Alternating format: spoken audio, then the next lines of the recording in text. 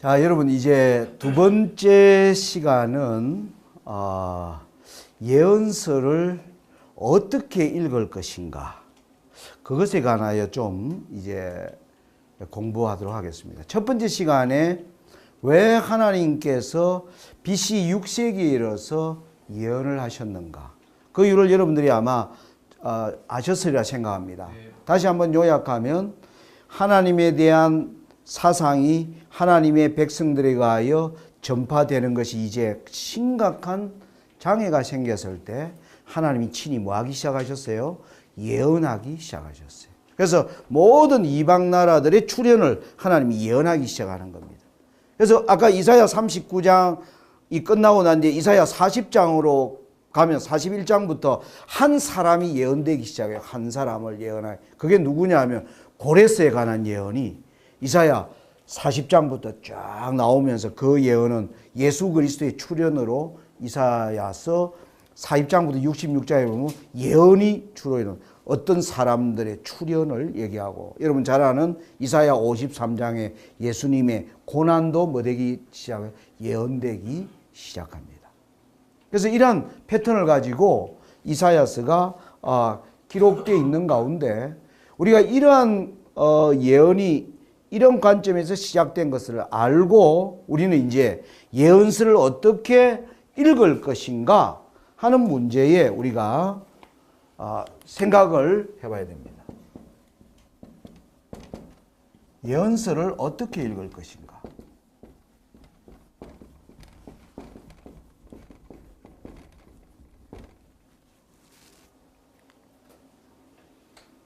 어떤 사람들은 성경을 베드로서에 보면 예언을 사사로이 읽지 말라고 되어 있죠. 우리 한번 찾아볼까요?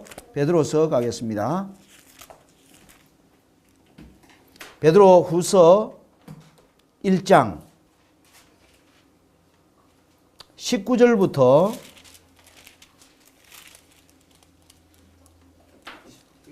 2장 1절까지, 예언을 여러분들이 갈 때 2장 1절까지를 유의해야 돼요. 자, 제가 한 절 읽고 여러분들이 한 절 읽고 해볼까요? 1장 제가 19절 읽겠습니다. 또 우리에게 더 확실한 예언이 있어 어두운 데 비치는 등불과 같으니 날이 새어 샛별이 너희 마음에 떠오르기까지 너희가 이것을 주의하는 것이 가하니라. 먼저 알 것은 경의 모든 예언은 사사로이 풀 것이 아니니 예언은 언제든지 사람의 뜻으로 낸 것이 아니요 오직 성령의 감동하심을 입은 사람들이 하나님께 받아 말한 것임이니라. 그러나 민간에 또한 거짓 선지자들이 일어났으니 이와 같이 너희 중에도 거짓 선생들이 있으리라. 예, 여기까지 보겠습니다. 자, 예언은 사사로이 풀 것이 아니다. 하나님의 성령의 감동을 입은 사람들이 하나님께 받아 말한 것이다. 그러면서 2장 1절은 그러나 이 예언을 깨닫지 못하도록 엄청난 거짓 선생들이 뭐 할 거다? 일어날 것이다. 그렇게 이야기를 하고 있어요. 자, 그러니까 우리가 예언서를 어떻게 읽는가가 굉장히 중요합니다.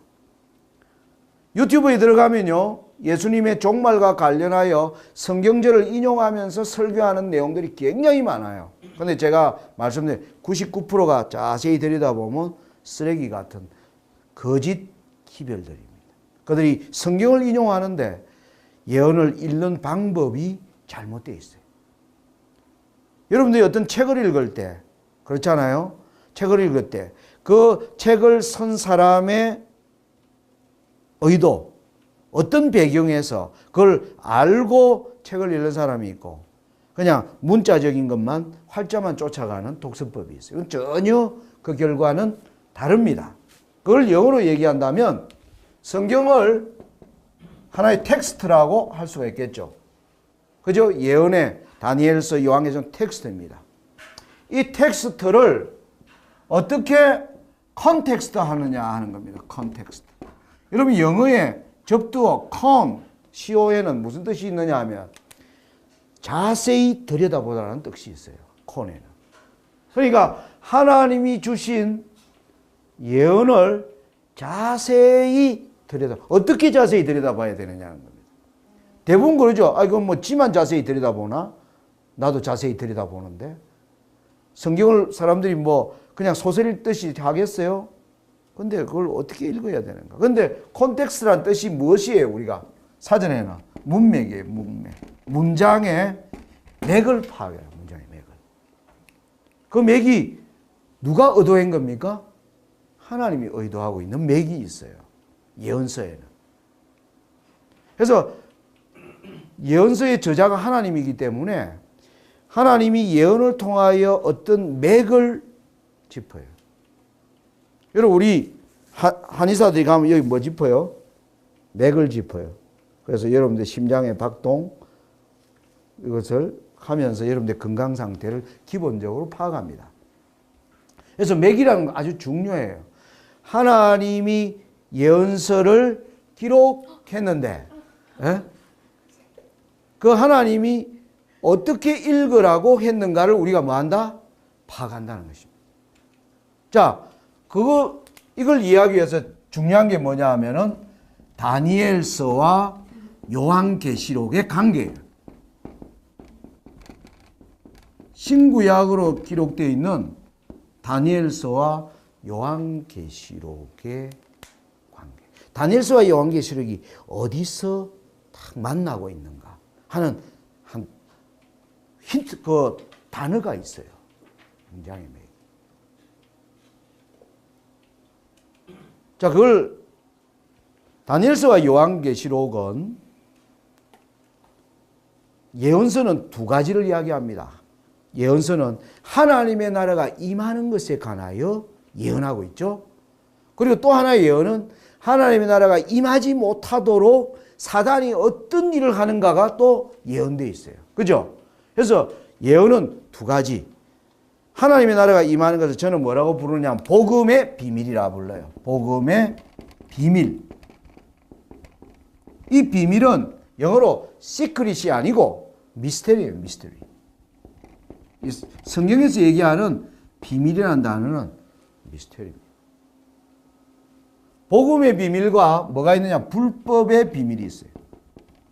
성경 이 하나님의 예언은 이 두 가지를 다루고 있습니다. 하나님의 나라가 이 캄캄한 세상에 하나님의 나라가 임하도록 하나님은 어떻게 일하실 것인가가 기록되어 있어요. 우리가 지금 세상 돌아가는 걸 보면 하나님 나라는 임하지 못할 것 같아.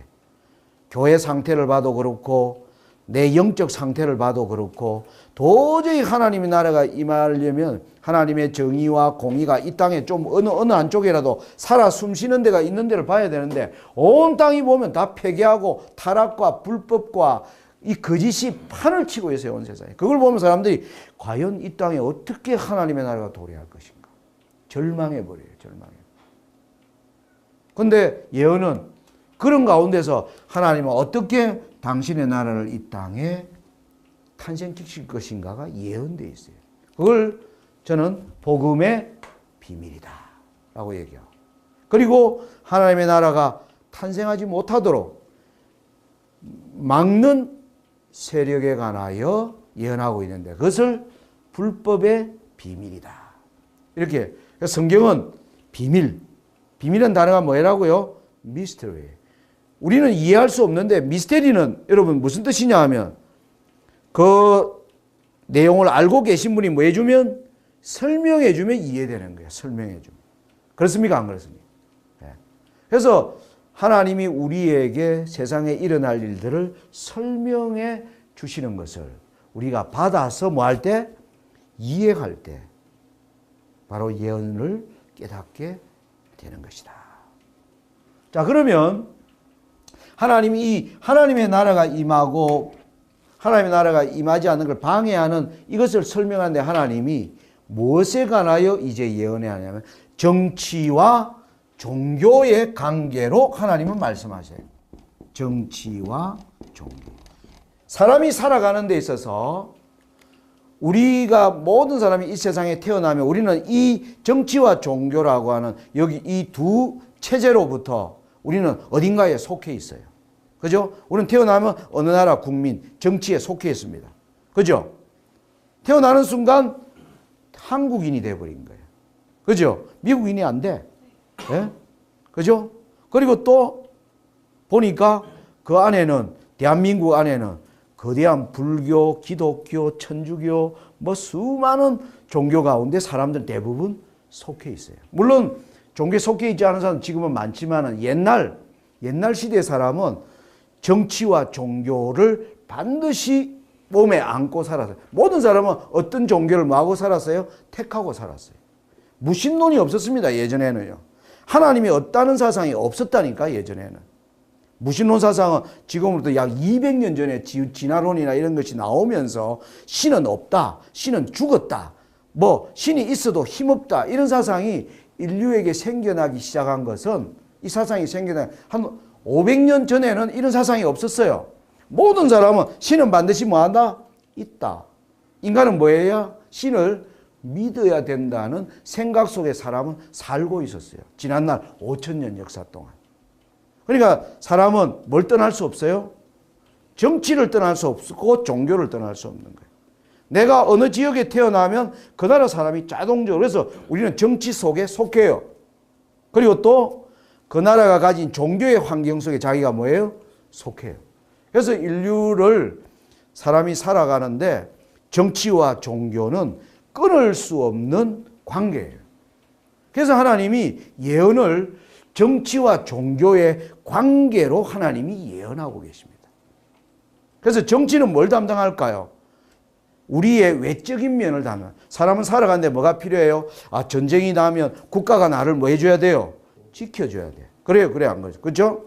그리고 또 뭐 가뭄이 났다, 재앙이 났다라면 국가가 적절하게 뭐예요? 양식을 주고 세금을 왕이 잘 걷어가지고 공정하게 해줘야 돼요. 그래서 백성들이 편안하고 안전하도록 하는 분야가 누가 담당해요? 정치가 담당해요. 종교는 인간의 마음속에 이제 사람은 그러나 누구나 다 뭐한다? 죽는다. 이 세상에서 이렇게 살아도 우리는 내세에서 또 어떻게 살 것이다. 그걸 담당하는 게 뭐예요? 종교예요. 그래서 정치는 인간의 외적인 면을 담당하고 종교는 인간의 내면을 담당해요. 그래서 정치와 종교는 사람의 삶에서 절대 뭐 할 수 없어요? 분리시킬 수 없어요. 그래서 하나님이 예언을 하시는 것을 정치와 종교의 관계로 하나님은 예언하십니다. 그래서 여러분들이 우리 양인석 전도사님이 여러분들에게 이번 여러분들의 캠프를 위해서 이 정성스럽게 이 소책자를 만들었는데, 이 소책자에 보면 제가 강의하는 내용을 나름대로 계시록 17장을 중심으로 이렇게 써놨어요. 왜? 저는 양인석 전도사님 제가 보고 마음이 굉장히 들었어요. 무슨 의도로 했을까는 잘 몰랐는데 그래도 통하는 게 있다. 제가 여러분들에게 하려는 계시록 17장을 이야기하기 위해서 제가 다니엘서를 여러분들에게 지금 설명하려고. 계시록 17장은 이 모든 예언의 결산이에요. 총결산. 장도 뒤에 있어요. 장도. 계시록 17, 18장.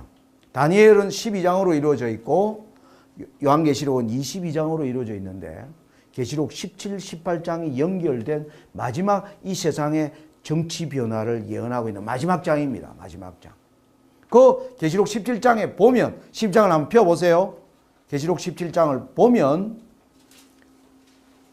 거기에 3절에 성령께서 요한을 데리고 광야로 가는 내용이 나와요. 거기에서 요한이 광야에서 무엇을 봅니다. 뭘 보면 여자가 붉은빛 짐승을 탔는데. 그렇게 읽혀집니까? 네. 예? 네.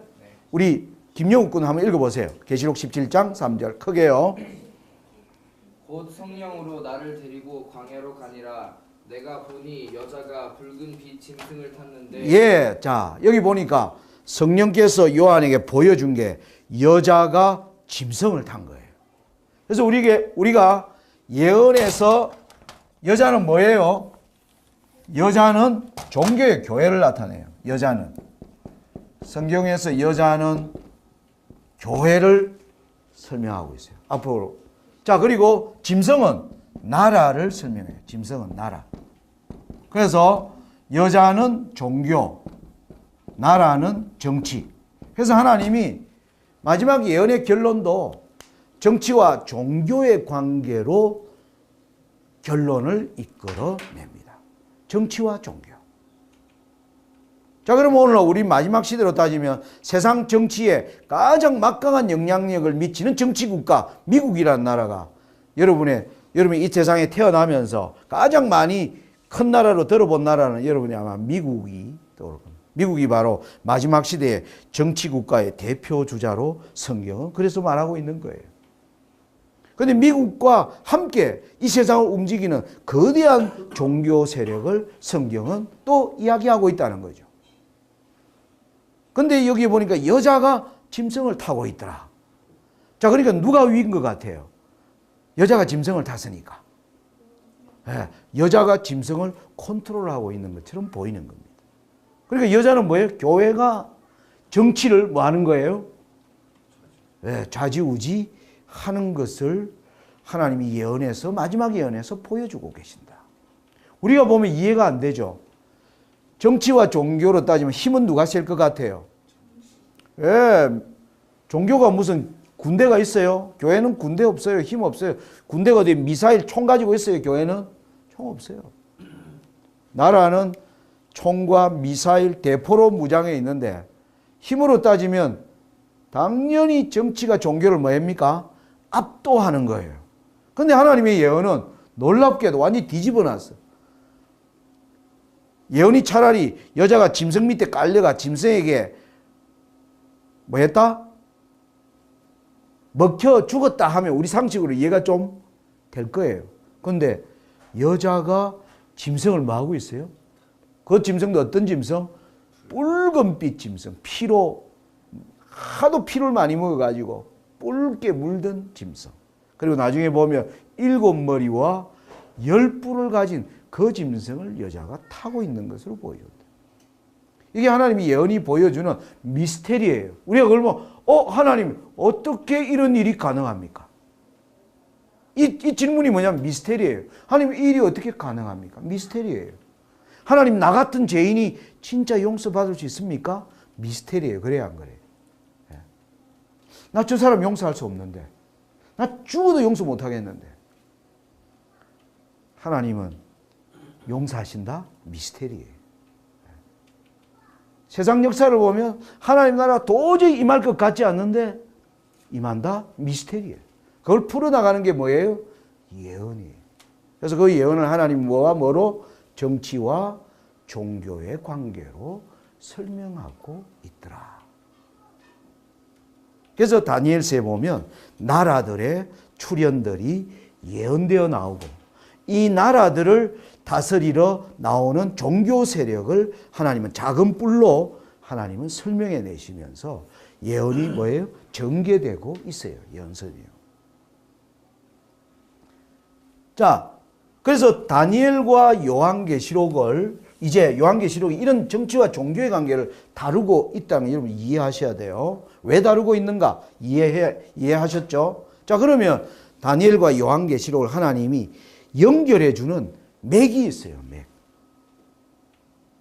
그게 뭐냐 하면 다니엘서에 다니엘 7장에 보면 종교 세력이 드디어 등장을 해요. 다니엘 7장 25절에 보면 다니엘서는 처음에 하나님이 정치만 이야기합니다. 다니엘 2장에 보면 느부갓네살 왕에게 검, 은, 동철 네 나라가 일어날 것이다. 그렇게 이야기해요. 다니엘 2장을 여러분들 읽어보면 검, 은, 동철 네 개 나라. 그리고 다니엘 7장으로 가면 사자, 곰, 표범, 10뿔 가진 넷째 짐승 네 나라가 일어날 것이라고 정치를 이야기해요. 네 나라.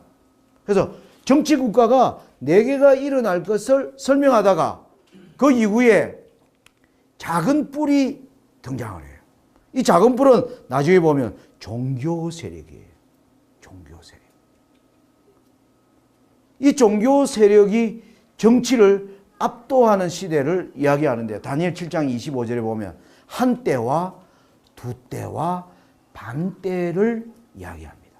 다니엘 몇 장요? 7장 25절이에요.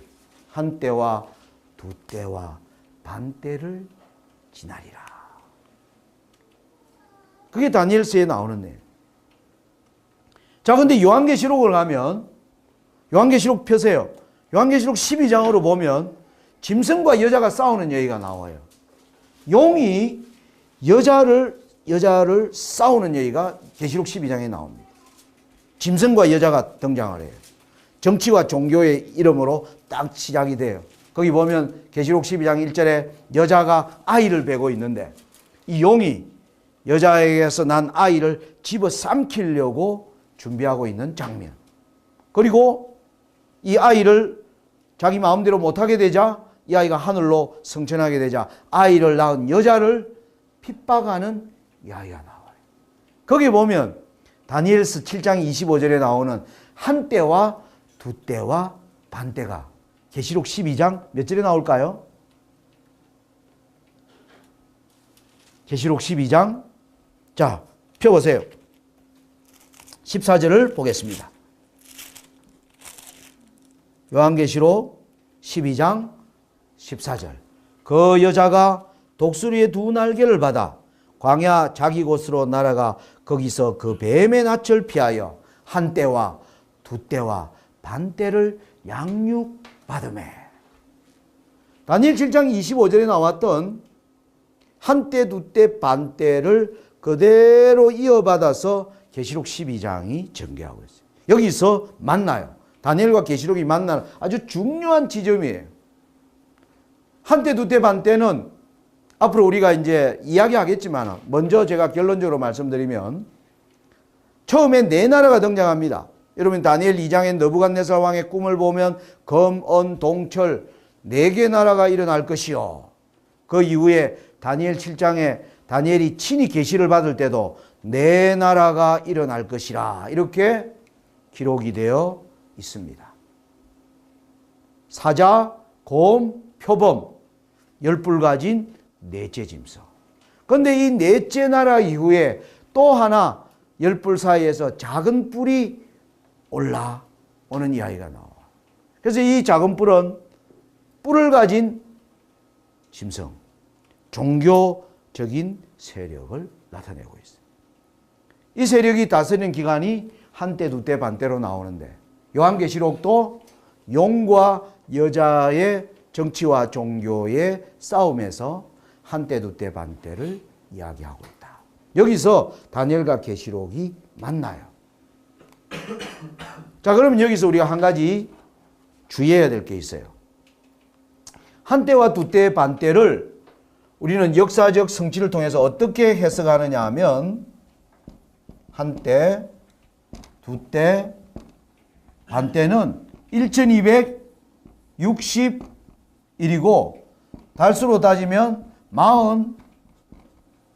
42달이며 그리고 이것은 역사에서 1260년을 이야기하고 있으며 이 예언의 성취는 538년부터 1798년의 역사적 성취로 이루어진 것이다. 성경을 재림을 기다리는 성경학도들은 이 예언 해석에 일치하고 있습니다. 이게 왜 그런가는 나중에 설명을 하겠어요. 제가 오늘 먼저 이제 결론적인 걸 먼저 이야기를 해드리는 겁니다. 자, 그런데 이 538년에서 1798년을 가르치는 이 1260년의 예언이 다니엘과 요한계시록에 몇 번 기록되어 있느냐 하면 7번 기록되어 나와요. 7번이나.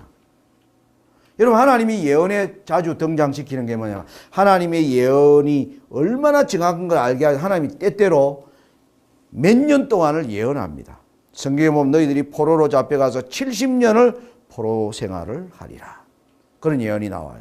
너희가 포로로 풀린 이후에 또 유다 민족을 위하여 490년의 은혜의 기간이 있을 것을 예언하고 계십니다. 하나님은 곳곳에 기간에 대하여 예언하는데 한 기간 1260년이라는 예언을 7번이나 기록하고 있어요. 7번. 성경에 여러분 2300주야. 2300조의 예언은 성경에 몇 번 기록되어 있을까요? 한 번밖에 기록이 없어요. 다니엘 8장 14절에 한 번 기록되어 있습니다. 이스라엘 백성들이 70일에 490년 동안 하나님의 은혜 가운데 은혜의 기간이 490년이 될 것도 다니엘 9장에 한 번 기록되어 나와요. 그리고 여러분 요한계시록 같은 데 보면 이슬람이라고 하는 나라가 지배하는 그 중요한 기간에 대한 예언이 나와요. 그거는 두 번 기록되어 있습니다. 성경의 때에 대하여 기록들이 나오는데 1260년에 관한 기록은 몇 번 기록되어 나온다고요? 7번 기록되어 나옵니다. 하나님이 이 기간에 굉장한 아까 맥을 짚고 계세요. 포커스를 거기에 맞춰요. 7번씩 기록된 적은 어느 기간도 성경에 이외에는 없다. 자, 한때 두때 반때로 기록된 걸 찾겠습니다. 다니엘 7장 25절에 있고요. 옆에 보면 다니엘 12장 7절에 나옵니다. 우리 한번 읽어볼까요? 보시고 여기를 보면 돼요. 시작. 내가 들은 적 그 세마포 옷을 입고 강물 위에 있는 자가 그 좌우 손을 들어 하늘을 향하여 영생하시는 자를 가리켜 맹세하여 가로되 반드시 한때 두때 반때를 지나서 성도의 권세가 다 깨어지기까지니 그렇게 되면 이 모든 일이 다 끝나리라. 여기 한때 두때 반때. 자, 한때 두때 반때로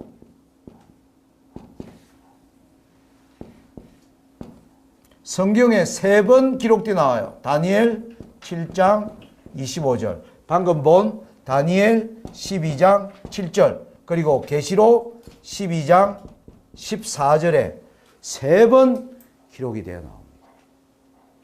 그리고 이 기간을 가리켜주는 42달이라는 예언으로 요한계시록 11장 2절에 기록이 되어 나와요. 요한계시록 11장 2절 보겠습니다.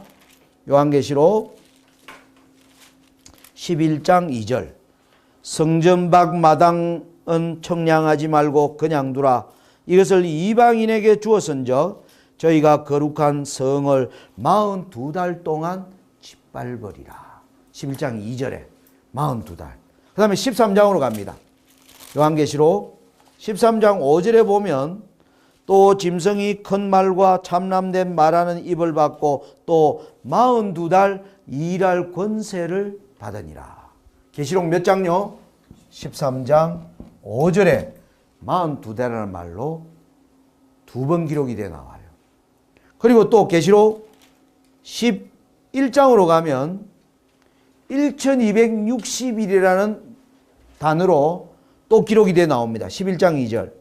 내가 나의 두 정인에게 권세를 주리니 저희가 굵은 베옷을 입고 1260일을 예언하리라. 자, 1260일로는 계시록 11장 2절에 예언을 하고 계세요.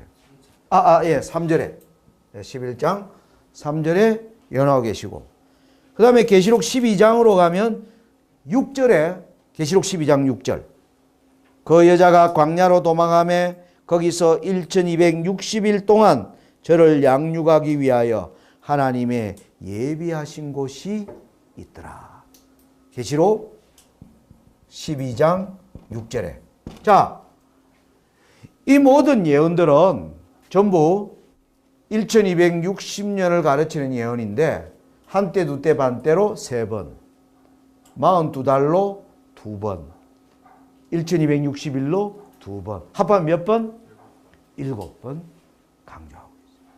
왜 하나님이 이 7번이나 이 나라를 강조하고 있을까? 여러분 여기를 보시면 그 내용을 알 수가 있어요. 1798년은 1260년이 끝나는 1798년은 인류 역사에 굉장히 중요한 전환기라고 하나님이 말씀하고 계신 것입니다. 오늘 아담과 하와가 이 땅에 창조된 지 지금 우리는 6000년을 지나고 있어요. 6000년의 역사 중에 하나님이 1798년을 굉장히 중요한 시간으로 하나님 뭐 했다는 겁니까? 예언 가운데 설정해 놓으셨다는 거예요. 자,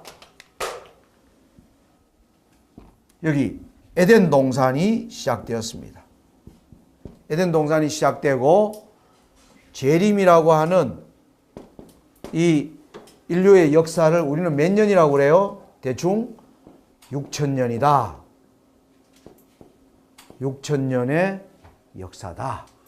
그렇게 했는데 이 6,000년의 역사 중에 하나님이 1798년을 굉장히 중요하게 하나님이 예언해서 취급하고 계시더라.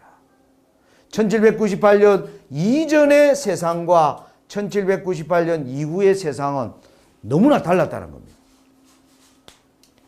1798년 이전에는 사람이 제일 빨리 가는 방법이 뭐밖에 없었어요? 말 타고 가는 게 제일 빨랐어요. 사람이 지상에서 어떤 그리운 사람, 님을 만나기 위해서 제일 빨리 가는 방법은 기차 타고 갈 수 있었어요? 1798년 이전에 기차가 있었어요? 기차 없었어요. 자동차 없었어요. 그들이 할 수 있는 거는 가장 빨리 가는 방법은 말 타고 가는 게 제일 빨랐어요. 그거는 1000년 전에도 그랬고 2000년 전에 그랬고 3000년 전에도 변화가 없었어요. 쉽게 말하면 1798년 이전의 역사에는 인류의 교통의 발전에 변화가 없었어요. 그런데 1798년 이후로는 인류의 교통에 엄청난 변화가 생깁니다. 기차가 생기고요. 자동차가 생기고 비행기가 생기고 이제는 로켓으로 달을 가는 굉장히 이 변화가 1798년 이후에 일어납니다. 1798년 이전에 우리는 멀리 떨어진 사람과 대화할 수 있었습니까? 없었습니까? 절대 할 수 없었습니다. 절대 할 수 없었어요. 그런데 1798년 이후에는 뭐가 나왔습니까?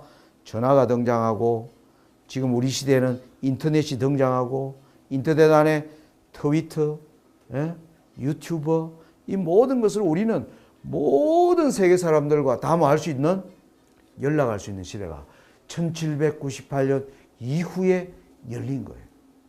인류 역사에 거대한 변화를 이룬 해가 바로 1798년이에요. 1798년 이전의 전쟁은 주로 칼로 싸우는 전쟁이었어요. 1798년 이후에는 총이 나오더니 기관총이 나오고 그리고 뭐가 나와요? 탱크가 나오고 비행기가 등장하고 전투기가 나오고 지금 뭐 하는 겁니까? 멀리서 미사일로 그냥 중국에서 미국까지 이번에 김정은이가 한 게 뭐예요? 12,000km를 달려가는 뭘 쏜 거예요. 예, 그들은 인공위성이라 하는데 인공위성인지 미사일인지 우리는 모르는데 아무튼 이런 시대는 바로 1798년 이전과 이후는 너무나 달라진 거예요.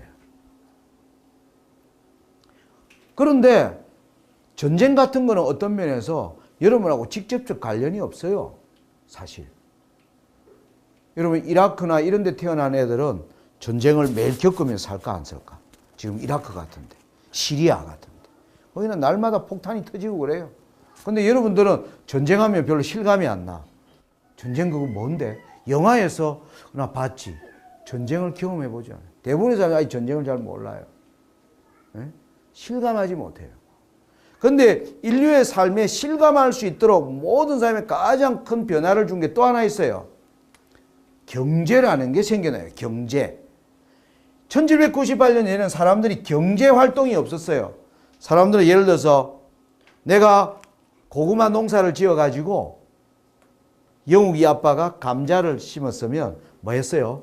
바꾸어서 먹었어요. 내 고구마 좀 드릴 테니까 감자 좀 주구랴. 에?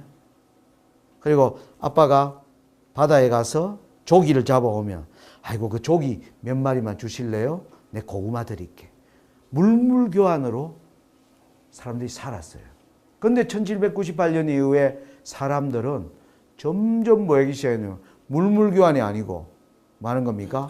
돈이 생겨나기 시작하면서 모든 사람들이 경제활동을 하게 되었어요. 이게 인류의 삶에 1798년 이전과 1798년 이후는 완전히 달라지는 세상이었어요. 자, 중요한 것, 예언은 아까 뭐에 대해 주로 다룬다 그랬어요? 정치와 종교의 관계. 그것도 달라졌어요. 1798년 이전에는 정치 나라가, 자, 바벨론의 나라가 강한 나라가 있었어요. 페르시아가 와서 뭐 했어요? 멸망시켜요. 바벨론이 없어져 버렸어요. 1798년 이전에는 나라가 망한다는 것은 사라졌어요. 바벨론이 없어졌어요. 역사에서. 페르시아가 역사에서 뭐예요? 알렉산더에게 망해가 사라져 버렸어요. 무슨 말 알겠습니까? 헬라라고 하는 알렉산더가 세운 헬라라는 나라가 로마에 의하여 없어져 버렸다니까. 로마도 뭐 했어요? 게르만족에 의하여 스로마도 망했고 동로마는 오스만 투르크에서 망했어요. 사라져 버렸어요. 역사에서. 그런데 1798년 이후는 사라지는 게 아니야. 소련이 망했다는데 소련이 있어 없어? 여전히 있어요. 전쟁 방식이 달라졌어요. 여러분 이거 아주 중요한 개념이에요. 1798년 이래는 전쟁 쳤다 하면 그 나라를 없애버렸어요. 지구상에서 그 나라 자체가 사라져 버렸어요. 지금은 그 나라가 존재해요. 소련이 망했어요. 1992년에. 역사는 소련 망했다. 그런데 소련이 여전히 있어요.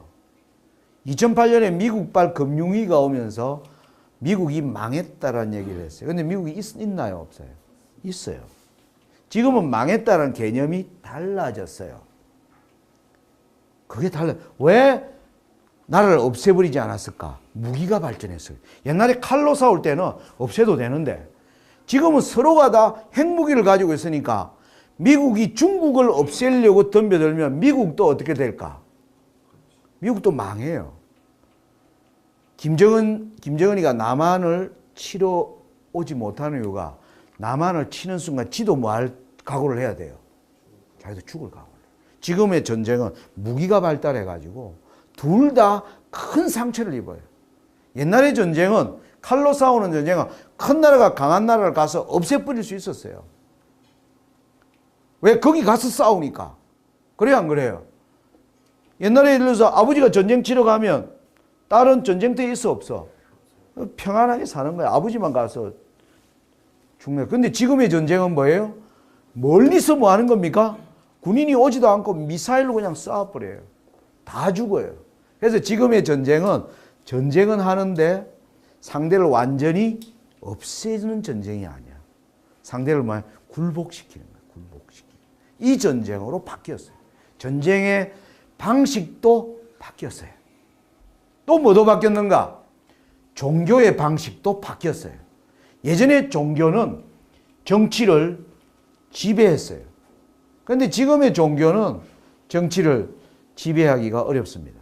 사람들이 요즘 똑똑해졌기 때문에 1798년 이전에 종교는 어떻게 거짓말을 했느냐 하면 이렇게 가르쳤어요. 1798년 교황권이 다스리는 1260년 동안 천주교회가 세상을 향해서 어떤 거짓말을 했냐면 이렇게 했어요. 예수님이 이 땅에서 뭘 세웠다? 교회를 세웠다. 그래서 이 세상의 가장 강력한 체제는 뭐다? 교회이다. 그래서 교회를 통해서 세상을 다스리라 했기 때문에 하나님을 믿지 않는 일반 나라다, 정치 국가는 교회 밑으로 뭐 해야 된다? 들어와야 된다. 그래서 유럽 실제로 중세시대에 영국 왕이 되려면 왕은 교회 앞에 가서 뭐 해야 돼요? 무릎을 꿇고 나 영국 왕 조지 1세는 교회를 섬기기로 뭐 합니다? 하나님과 만백성 앞에 맹세합니다 하면 교황이 당신을 영국의 왕으로 임명하노라 하면서 왕관을 씌워줬어요. 그래서 정치와 종교의 관계가 성립이 되었어요. 지금 나라들이 그렇게 합니까? 오바마 대통령, 박근혜 대통령이 올라오면서 나는 종교를 섬기기로 그런 시대가 그런 시대 아니에요. 지금. 정치와 종교의 관계도 1798년 이전과 1798년 이후는 뭐였어요? 달라졌어요. 모든 것이 달라졌어요. 그래서 하나님이 인류의 역사에 1798년을 중요하게 강조하고 있는 이유예요. 그래서 1798년 이전의 세상과 1798년 이후의 세상을 우리는 어떻게 달라졌는지를 예언 연구를 통해서 자세히 들여볼 줄 알아야 돼요. 자, 우리는 어디에 노력을 기울여야 돼요? 1798년 이후의 세상은 어떻게 변했는가를 우리는 뭐 해야 돼요? 예언 연구를 깊이 해야 돼요. 그 예언. 왜? 이건 우리 시대의 변화니까. 근데 오늘날 교회가 왜 예언 연구를 할 때 엉터리 예언이 많으냐 하면 우리 시대 예언은 연구 안 하고 옛날 지난날 것만 계속 반복하다 보니까 우리 시대에 전혀 변화된 변화를 교회가 잘 모르는 거예요. 그 변화를 모르는 가운데 예언서를 읽으니까 하나님이 말하는 말씀과 그 맥을 못 찾는 거예요. 그래서 오늘날 예언 연구에 이 종말적 예언에 거짓 선생들이 판을 치는 이유가 그것 때문에. 그래서 우리 시대의 변화를 이해하려면 우리가 뭐 해야 된다? 예언을. 하나님이 보라고 하는 방법의 예언 연구가 그렇게 중요하다는 거예요. 자, 그러니까 우리가 역사를 이해하려면 하나님이 보라는 방식으로 뭐 해야 돼요? 세상을 보는 눈을 뭐 하는 것? 개발하는 것이 예언 연구의 목적이에요. 그래서 하나님 우리에게 예언을 준 이유는 야, 네 세상의 일을 너는 이렇게 봐야 돼 라고 하나님이 우리에게 세상 보는 눈을 뭐 해야 돼요? 바르게 해주는 것이 예언 연구예요. 여러분 아마 올해 고3이라서 여러분들은 막 대학 들어간다고 우리나라 고등학교 3학년의 특징이 뭐냐 하면은 일단 수능 시험을 열심히 봐야 되기 때문에 그 고3 자기 시대에 세상이 무슨 짓을 하는지 사실 학생들이 잘 모른다는 거예요. 근데 알아야 될까 몰라야 될까 사실은. 여러분들이 열심히 공부하던 2015년 대한민국을 가장 달군 게 무슨 사건이었을까요? 대한민국 그것 때문에 연히 시끄러웠던 사건들이 몇 가지 있어요. 그 중에 하나가 뭐냐 하면 역사 교과서를 박근혜 대통령이 역사 교과서를 국정교과서로 만들겠다 하니까 막 몇 달 동안 나라가 그냥 얼마나 시끄러운지 몰라요. 지금은 김정은 핵 때문에 그거 안 싸우고 있지. 김정은 핵 안 쐈으면 지금도 그거 가지고 싸울 거예요. 왜 교과서를 한쪽에는 만들려고 하고 왜 한쪽은 만들지 못하게 할까요? 우리나라 역사를 보는 시각이 사람마다 뭐하다? 다르다는 거야. 다르다는 거야. 역사를 보는 시각은 다를 수 있어요. 자, 제가 쉽게 설명하면 박근혜 대통령이 왜 역사 교과서를 고치려고 했는가? 우리나라 대한민국이 언제 탄생했습니까? 제가 물어볼게요. 자, 우리 누구한테 물어볼까? 세누에게 물어볼게요. 우리나라 대한민국 역사는 언제부터라고 알고 있어요? 몇 년? 모르겠어? 아는 사람, 얘기할 수 있는 사람. 여러분들이 책에 보면 대부분 교과서에 1948년 우리나라가 일제 1945년 뭐가 되고 해방이 되고 3년 동안 좌우라고 하는 좌파 우파가 싸우다가 1948년에 대한민국 헌법을 만듭니다. 우리나라를 대한민국이라 한다. 그리고 대한민국은 민주주의를 신봉하는 국가라 한다. 이게 1948년에 탄생. 그래서 박근혜 대통령은 1948년을 대한민국의 시작이라고 봐요. 그런데 한 분이 다른 사람들이 있어. 1948년이 아니다. 일제가 우리나라를 지배하고 있을 때 우리나라를 독립시키기 위하여 김구라고 하는 분이 중국 상해에 대한민국 임시정부를 세웠어요. 그 임시정부가 대한민국의 뭐다? 시작이다라고 보는 사람들이 있어요. 무슨 말이냐? 그 역사는 상당히 다른 거야. 자, 1948년에 대한민국을 세운 사람은 이승만 대통령이에요. 이승만 대통령. 근데 이승만 대통령이 독립운동했어요, 안 했어요? 이승만 대통령은 독립운동할 때 하와이에 있었어요. 하와이에서 공부하고 있었다고. 그러니까 독립운동한 사람의 눈에는 좋게 보일까, 나쁘게 보일까? 우리 아버지가 감옥에 갇혔을 때 하와이 와이키키에서 수영하고 있었던 사람으로 생각하면 저 사람이 대한민국의 아버지로 도저히 뭐 할 수 없다? 인정할 수 없다는 시각을 가진 사람들이 대한민국에 2천만 명이나 사람이 그렇게 살고 있어요. 나머지 한 3천만 명의 사람은 그래도 대한민국이라는 민주주의를 행하는 이승만. 그래서 이 역사가 김구가 정통이다, 이승만이 정통이다. 이 두 시각이 좁은 대한민국에도 두 시각이 있어요. 선생님이 볼 때는 둘 다 맞는 얘기예요. 둘 다 근거 있는 얘기. 그거 갖고 싸우지 말라. 이승만 주장하는 사람에게는 김구하는 사람, 그래요. 당신은 그렇게 봅니까? 뭐 그럴 수도 있겠네요. 이러면 안 싸워. 그래 안 그래요? 이승만 사람도 김구 주장하면 그래요, 맞아요. 그 독립운동을 했으니까 나라가 뭐 됐겠지? 독립이 됐겠지. 그러면 싸울 일이 없어. 근데 뭐예요? 아니야.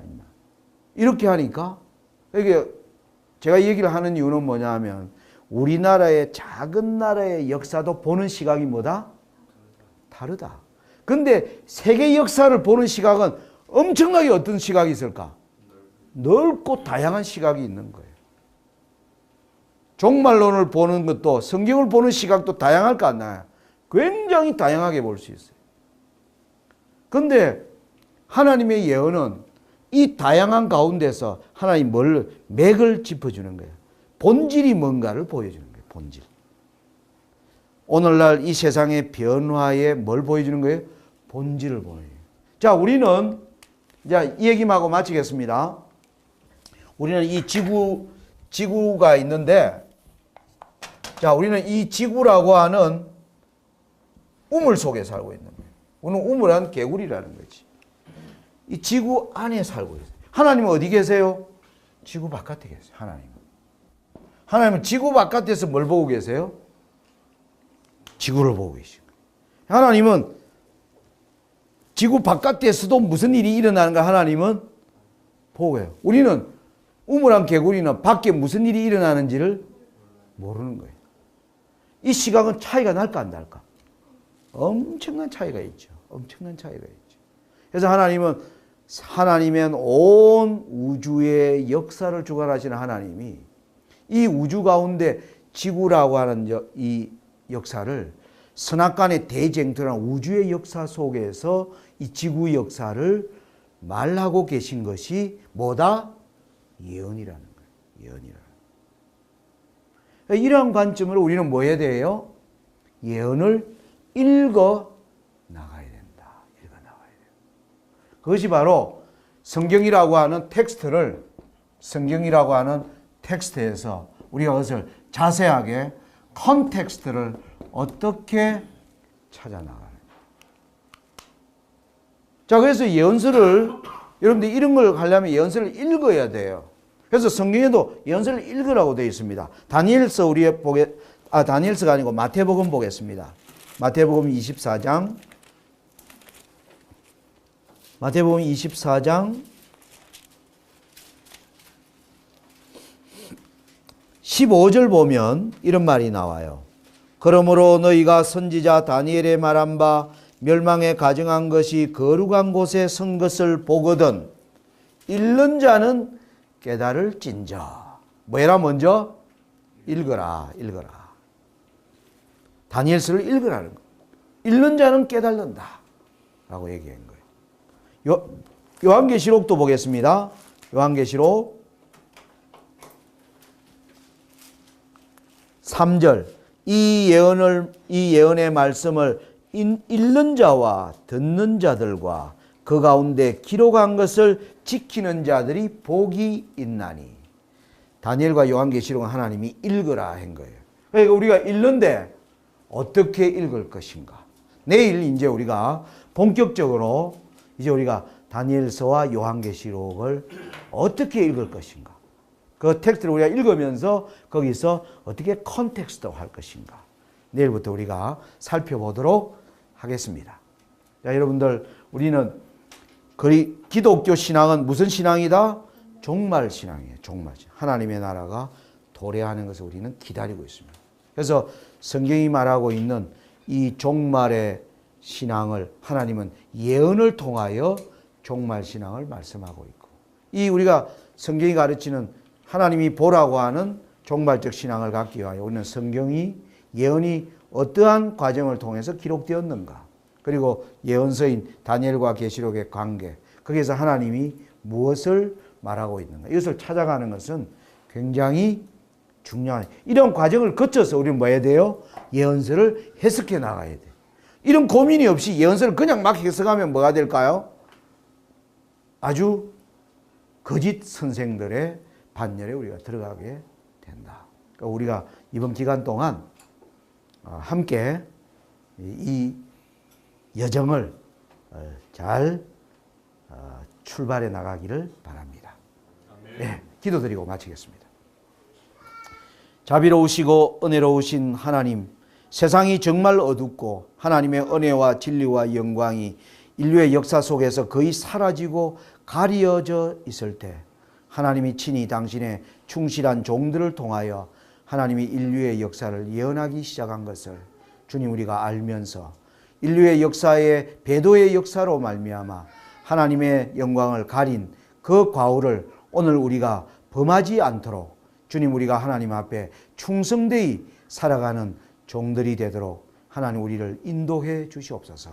이번 기간 동안 하나님이 아끼시는 정말 이 대학에 입학을 앞둔 그러한 시대에 하나님의 말씀을 연구하고자 찾아온 주의 아들, 딸들을 하나님 축복하여 주셔서 우리가 이 기간 동안에 더욱 기도하고 하나님의 말씀을 더욱더 깊이 살필 수 있음으로 말미암아 세상을 보는 우리의 눈이 달라지고 하나님에 대한 우리의 자세 또한 고쳐지는 귀한 역사를 하나님 이루어 주시옵소서. 아멘. 사랑 많으신 예수님 이름으로 간절히 기도드리옵나이다. 아멘. 아멘.